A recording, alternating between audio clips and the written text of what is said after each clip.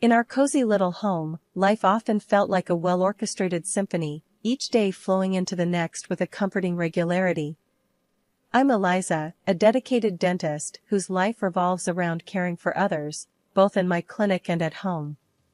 My husband, Tom, a man whose past life had etched lines of worry and contemplation on his face, was often my partner in quiet evenings spent discussing everything and nothing. This particular evening, however, held a different tune. As I entered our home, the aroma of simmering stew greeted me, a sign of Tom's attempt to provide some culinary comfort. I found him in the kitchen, looking more troubled than usual. "Hey love, what's cooking?" I asked, trying to inject some lightness into the heavy air. Tom glanced up, managing a weak smile. "Just some stew. Eliza, we need to talk about something important. It's about Alex." Alex, Tom's son from his previous marriage, lived with his mother in a different city. Our interactions were limited to brief, somewhat formal exchanges on Skype, his shy demeanor never allowing me to know him beyond the basic pleasantries. "What about Alex? Is he okay?" I queried, concern lacing my voice as I took a seat at the kitchen table. Tom joined me, his hands clasped together, the weight of his words gathering like storm clouds. "He's fine, health-wise. But he's been given a chance to follow his dream of forming a band. He's really passionate about it, Eliza. But, well, he needs our financial help." I leaned in, listening intently. "How much does he need?" I asked, my mind already sifting through our finances. Tom hesitated, then uttered, "Around $10,000. It's for the equipment, some studio time, things like that." I took a deep breath, the number settling in my mind. "That's a significant amount, Tom. But if it's for his dream, tell me, have you seen any of his work? Is he serious about this path?" He nodded vigorously. "I've heard some of his music during our calls. He spends every spare moment he has on it. I believe in him, Eliza." I watched the earnest look in his eyes, a father's love mingling with hope. "All right, Tom. If you believe this is right, I trust your judgment. Let's support Alex. But, let's also ensure it's a wise decision. We should probably have a chat with him, understand his plan a little better." Tom's face lit up with a mixture of relief and gratitude. "Thank you, Eliza. This means the world to him, and to me. And yes, let's arrange a call with him soon." As we sat there planning our next steps, I couldn't help but feel a mixture of excitement and apprehension. I was about to invest in a dream, in a young man I barely knew, hoping that our contribution would set him on a path to success and fulfillment. It was a risk, but perhaps, in the grand scheme of things, a risk worth taking for family. Months slipped by after the first financial aid for Tom's son, Alex. Life resumed its usual pace with my dental practice bustling and Tom's work steady. Then one evening, as autumn leaves began to paint the ground in hues of amber and gold, Tom approached me with a familiar hesitancy in his eyes. "Eliza, can we talk about something?" he asked, his voice carrying an edge of discomfort. I nodded, setting aside the book I was reading. "Of course, what's on your mind?" He took a deep breath, his gaze avoiding mine.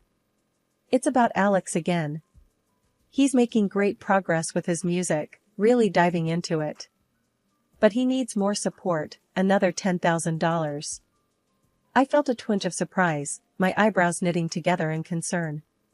"Another 10,000? But we just provided for his initial setup. What does he need this time?" Tom's fingers fidgeted with the hem of his shirt. "He's looking to upgrade some equipment, maybe get into a better studio. It's just that, things are getting more serious for him now." I sighed, a sense of unease settling in.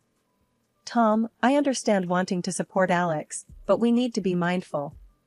We're talking about a lot of money here. I earn well, but these are hard-earned savings. We need to think about our future too." Tom's face turned a shade darker, his voice raising slightly. "But it's for Alex, Eliza. My son. Don't you think he deserves this chance?" His tone stung, a hint of accusation lingering in the air. Of course, I do, I replied, my voice firm yet calm. But I also believe in responsible support. We can't just keep handing out money without understanding the full picture. The conversation grew heated, our words a volley of concern and frustration. Then, suddenly, Tom's demeanor shifted from defensive to outright angry.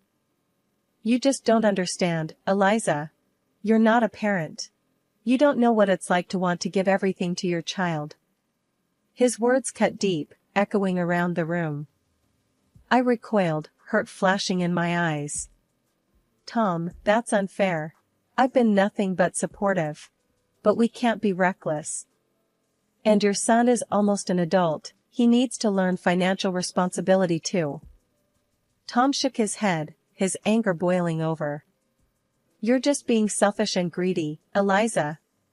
You don't understand what family means. With that, he stormed out of the house, leaving me in a stunned silence. His accusations felt like a slap, the word greedy reverberating in my mind. I sat there, trying to piece together the fragments of our conversation, the harmony of our life now disturbed by a growing discord. Days turned into a week, and Tom's absence stretched on. I was left to ponder the situation alone, my concern for Alex's future wrestling with my dismay at Tom's reaction. When Tom finally returned, his demeanor had softened, but the underlying issue remained unresolved. I'm sorry, Eliza, he said, his voice low. I shouldn't have exploded like that. It's just, I want to do right by Alex. I nodded, accepting his apology but feeling the distance between us. I understand, Tom.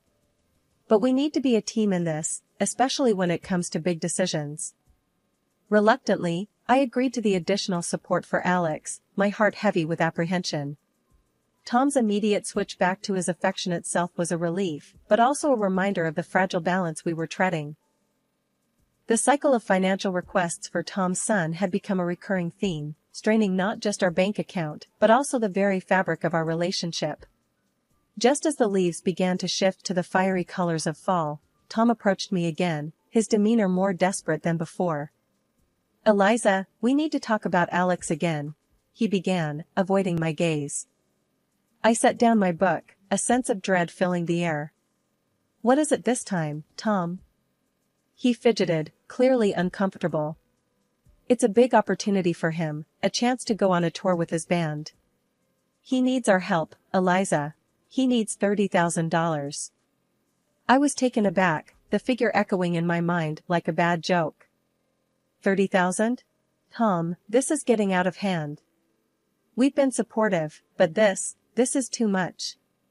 Tom's face flushed with frustration. But it's for his future, Eliza. Can't you see? He could make it big. I stood up, feeling the tension like a physical force between us. And I want to support him, but not blindly.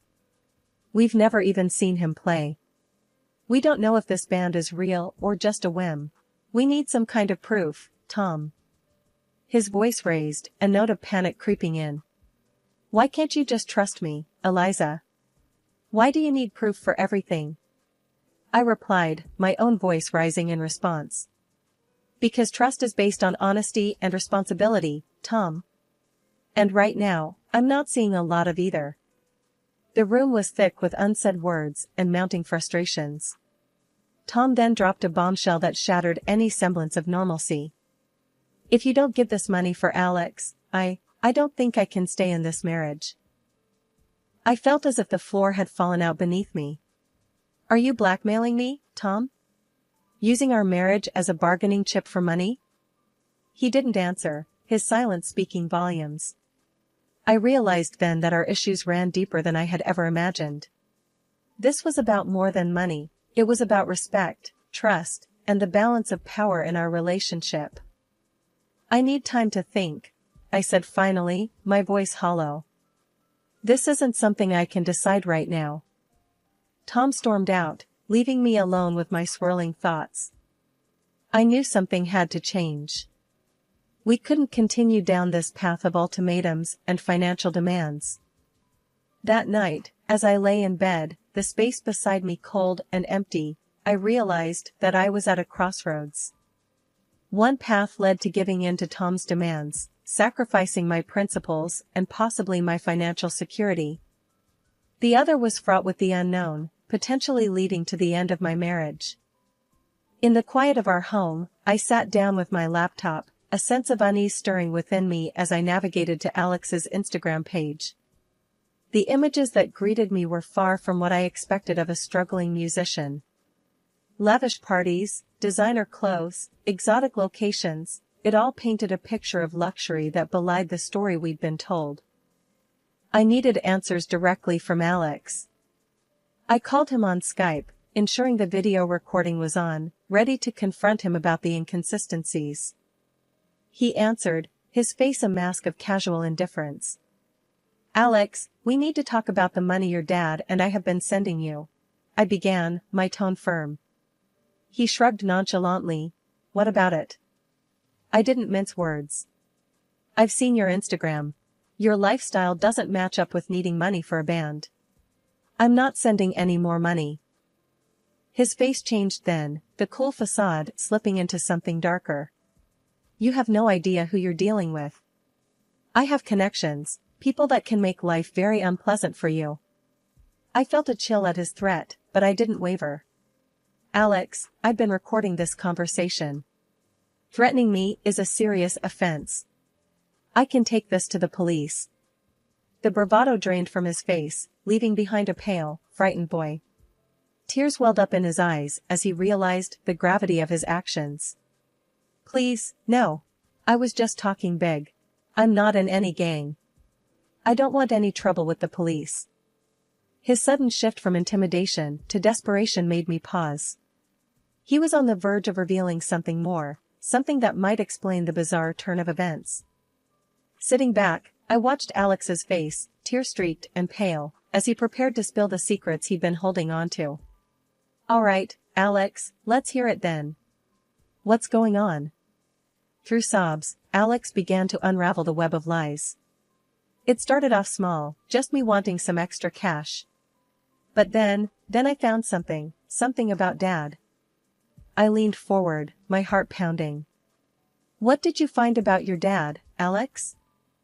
He wiped his eyes, taking a shaky breath. "I found out he was seeing someone, not just anyone, someone from his past. I took pictures, threatened to tell you unless he kept sending money." My world spun with his confession. "Tom has been unfaithful? And you've been blackmailing him?" Alex nodded miserably. "Yes. I never meant for it to get this far. I wanted to live a certain way, and when I found out about Dad, it seemed like an easy way to keep the money coming." I felt a mix of anger and pity. "Alex, do you realize how serious this is? Blackmail is a crime. And your father, how could he?" He sniffled, looking down. I know it's messed up. I don't know, I got in too deep. But I swear, Eliza, I don't want to cause any more trouble. I'll stop. I'll figure something else out." I sighed, the weight of the situation heavy on my shoulders. "And the band, the tours, all of that was just a lie?" He nodded again. "Yeah. I'm sorry. I like music, sure, but there was no band. I just needed a story for the money." I sat back, processing everything. My husband had been unfaithful, my stepson a blackmailer.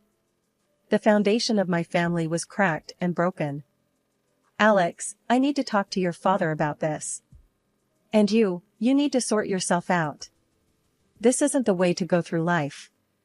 He nodded, a small glimmer of understanding in his eyes. "I know. I'm sorry, Eliza. Really." As the call ended, I was left in a silent house, the echo of Alex's confessions ringing in my ears. The lies were unraveling, revealing a painful truth I could no longer ignore. I knew the next step was confronting Tom, but a part of me dreaded what that confrontation would bring. The man I had built a life with was a stranger, and our marriage a facade. I needed to gather my strength, for the conversation ahead would be the most challenging of my life. The house felt unbearably quiet as I waited for Tom to return. The ticking of the clock seemed to echo my racing heart, each minute stretching longer than the last. When I finally heard the turn of the key in the lock, my stomach knotted with anxiety. Tom entered, immediately sensing the storm brewing in the air. "Eliza, what's wrong? You look like you're about to explode." I took a deep breath, steadying myself. "Tom, we need to talk. Now." He hesitated, then nodded, taking a seat across from me. "What's it about?" I didn't beat around the bush. "It's about Alex, Tom. And it's about you.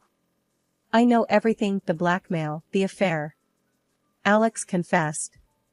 Tom's face paled, his eyes widening in shock. What? "Eliza, I can explain."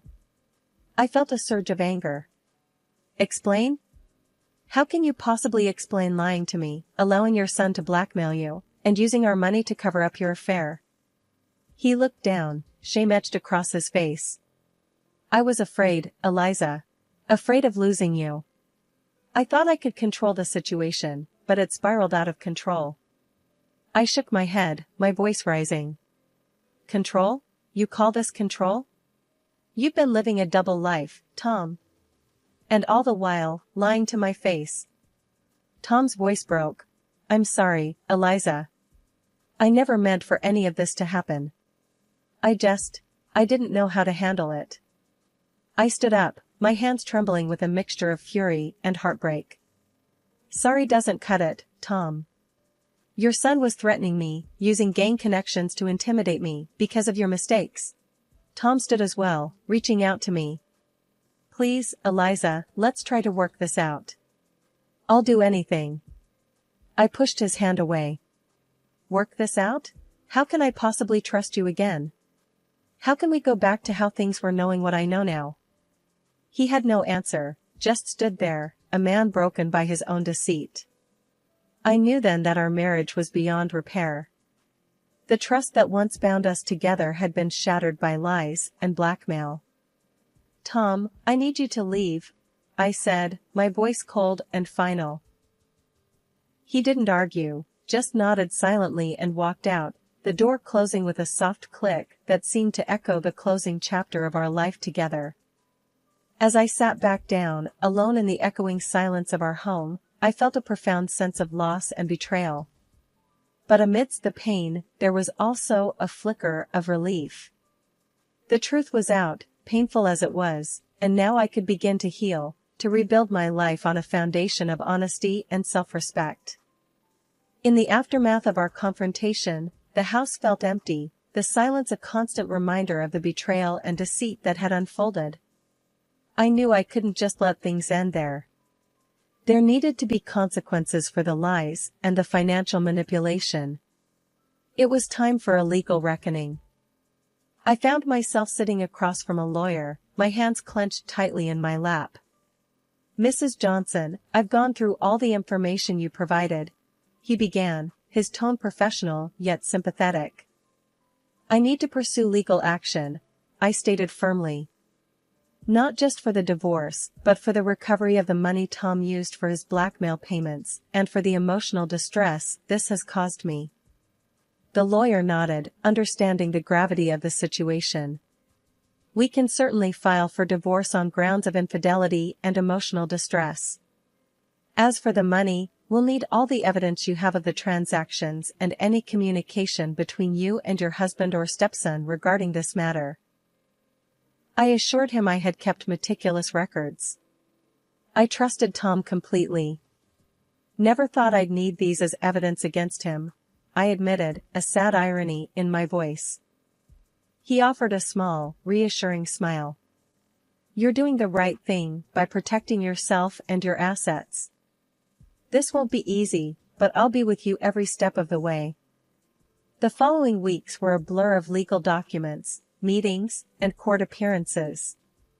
Tom looked defeated each time our paths crossed, the reality of his actions finally hitting home. At one such encounter, he approached me, his expression one of regret. "Eliza, I never wanted it to come to this. I'm sorry. I looked at him, the man I once loved, now a stranger. Sorry isn't enough, Tom. You made your choices, and now we're both living with the consequences. The final court session was the hardest. I sat there, listening as my lawyer laid out the case, detailing the emotional and financial toll of Tom's deceit. When the judge finally spoke, granting me the divorce along with compensation for the misused funds and emotional suffering, I felt a bittersweet relief. As I walked out of the courtroom, the weight of the past months felt both heavier and lighter. I had stood up for myself, faced the legal battle, and emerged with a sense of closure, albeit a painful one. But the journey wasn't over. There were still pieces of my life to pick up, a future to rebuild. I knew it wouldn't be easy, but as I stepped out into the sunlight, I felt a glimmer of hope. I decided to visit my old friend and confidant, Martha, who had been a pillar of support through my ordeal. As I entered her cozy living room, she greeted me with a warm, knowing smile. "Eliza, look at you. How are you holding up?" she asked, ushering me to sit. I sighed, a small smile playing on my lips. "I'm okay, Martha. It's been tough, but I feel like I'm finally seeing the light at the end of this long, dark tunnel." Martha patted my hand gently. "You've been through so much, my dear. But you handled it with such grace and strength. I'm proud of you." I nodded, feeling a sense of pride myself. It was hard, Martha, facing Tom in court, unraveling all the lies. But I stood up for myself. And now, it's time for a new beginning. Martha's eyes twinkled with encouragement. "So, what's next for Eliza Johnson?" I took a deep breath, feeling the weight of the question. "First, I think I need some time to heal, to rediscover who I am outside of this whole mess. Then, I want to focus on my work, maybe even take a vacation, something I haven't done in years." "Sounds like a plan," Martha replied warmly. "And remember, Eliza, this is your chance to rewrite your story, on your own terms." Her words resonated within me. Yes, I had been through a storm, but now I had the opportunity to chart my own course. In the following weeks, I immersed myself in work and self-care. I took up yoga, started reading more, and even planned a solo trip to a place I'd always wanted to visit. Life without Tom was different, but it was mine to shape. One evening, as I was preparing for my trip, the doorbell rang. It was Alex. He stood there, looking nervous and remorseful. "Eliza, I just wanted to say I'm sorry, face to face." "For everything," he stammered. I regarded him, seeing not the aggressive young man from our Skype call, but a remorseful, lost boy. "Thank you, Alex. I hope you've learned from this, and that you're making changes for the better." He nodded earnestly. "I am. And I owe it to you for standing up to me. You helped me see how wrong I was."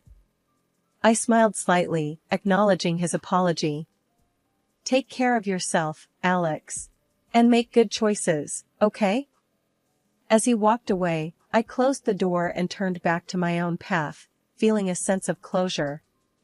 The journey had been arduous, but I emerged stronger, wiser, and ready for whatever lay ahead. The sun set in a blaze of glory, its vibrant hues a promise of the new chapter awaiting me. A chapter of healing, growth, and self-discovery.